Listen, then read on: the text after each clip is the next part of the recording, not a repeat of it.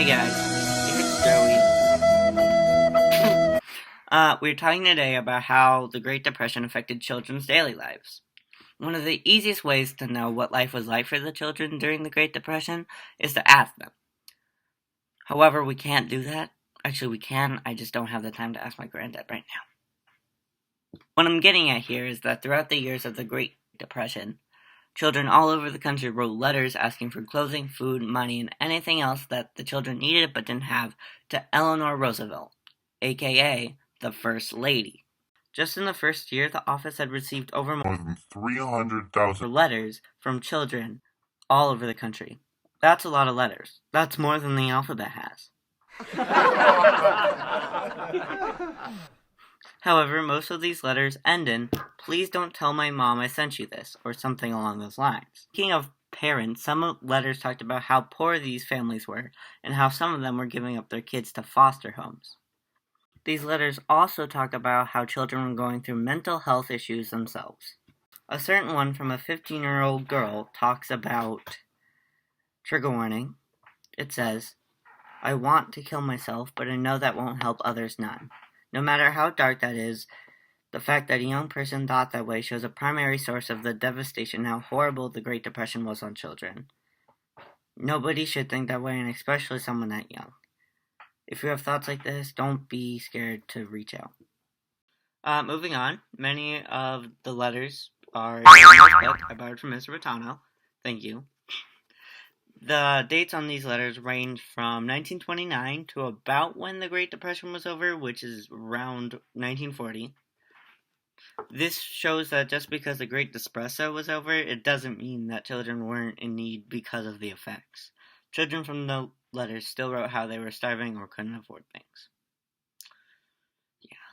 Anyways, in some of these letters, in an article from the time period exactly 1932, said that the number of cases for children increased in that time period.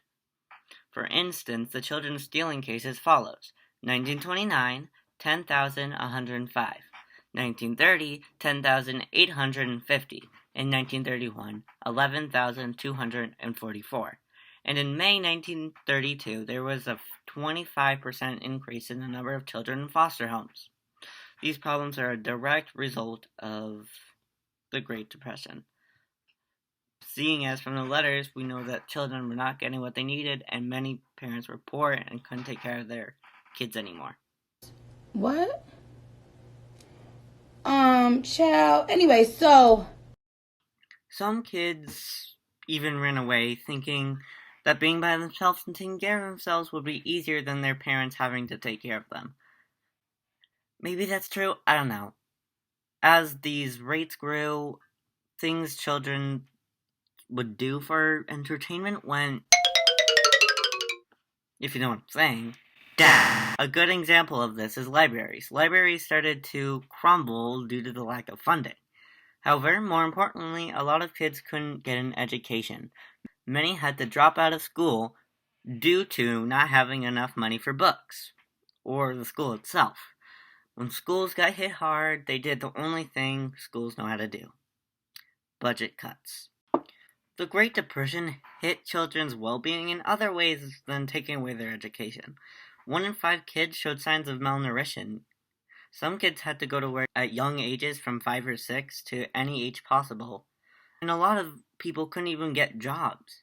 Okay, so let's look at 2 pictures comparing children's during this time period versus what children should look like how they look like now.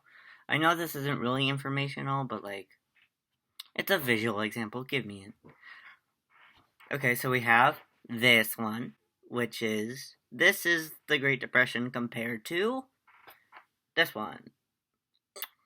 Yeah. As you can see, they, 1, don't look very happy, and 2 look hungry, tired, and filthy compared to the other one. This is a good example of the time period, since it is literally called the Great Depression. Children should have been having fun, but instead they were running away, going into foster homes, and stealing. That is not what children should be doing at that age. These are all changes in children's daily lives, believe it or not. The Great Depression hit kids hard, making their daily life change a lot. All I have to say is that I'm grateful I don't have to live through anything like that as a child. Oh wait. Anyway, that's the end. Roll the credits! And you're probably with that blonde girl who always made me doubt. She's so much older than me. She's everything I'm insecure about. Yet today I drove through the suburbs